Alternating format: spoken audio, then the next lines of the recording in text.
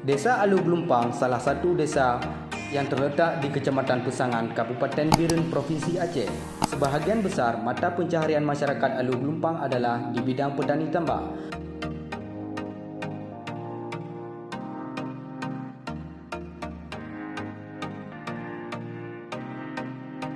Luas wilayah desa Alu Gelumpang 145,5 hektar yang meliputi luas tambak 122 hektar dan luas pekarangan rumah 23,5 hektar.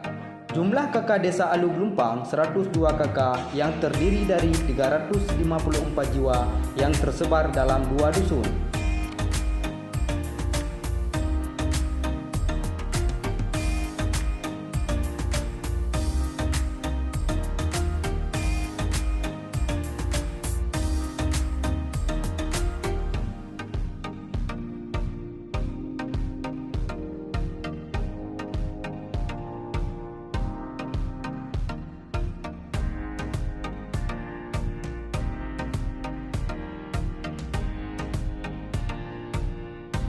Di desa Alu Gelumpang terdapat tempat ibadah,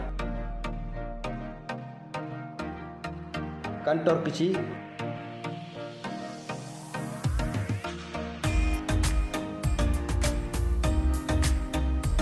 balai pengajian, dan gedung serbaguna.